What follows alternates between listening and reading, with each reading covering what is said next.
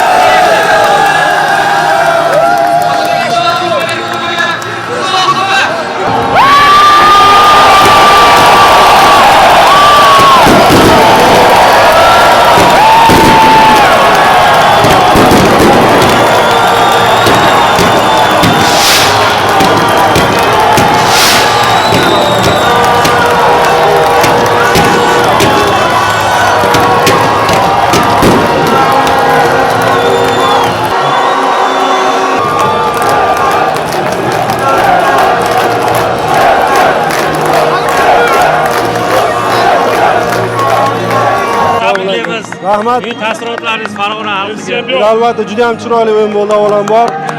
Bugungi futbol o'zbek futbolini darajasi, saviyasi, raqobat qanchalik yuqori borayotganligini isboti bugungi futbol bo'ldi. Rahmat. Tabriklaymiz. Rahmat. Sultonbek, bugungi g'alaba bilan tabriklaymiz. Tarixiy g'alabaga erishdik. Taassurotlaringiz haqida.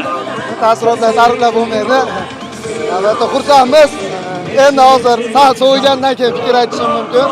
G'alaba bilan butun Farg'ona ahlini tabriklayman. Albatta mana shu g'alaba, mana shu shijoat o'z navbatida Superliga bahslarida ham, Chempionlar Ligasida ham albatta hamrohlik qilishga. Rahmat. Chiroyli bo'ldi. Rahmat. Rahmat.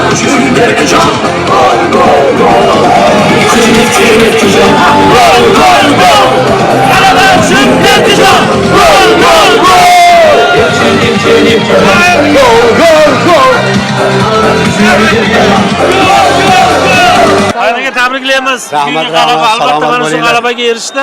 Siz ham bir qo'shiqlaringiz jo'shqinli kayfiyat baxsh etib turdi. Qanday taassurotlar qoldirdi? Juda zo'r taassurotlar qoldi. Hozir ko'zimizda yosh endi, gap yo'q. Avadiy shunchalik mana kubokni oldik. Super klub. Rahmat, salomat bo'linglar.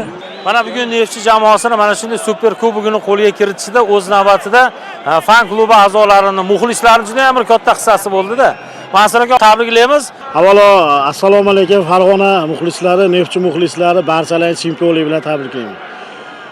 Super kubikka kelganda biz albatta ishongan edik. Kubikni Farg'onaga olib ketamiz deb biz niyat qilib yo'lga chiqqanmiz-da. Xudoga shukr, mana niyatimiz xolis. Super kubikni mana Farg'onaga olib ketyapmiz.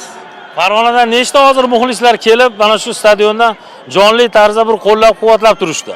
16 ming, 17 ming muxlislar kelib qo'llab-quvvatlashdi. Barcha biz bilan 90 minut yelkama-yelka bizni podдержка qilgan muxlislarga hammasiga rahmat aytamiz.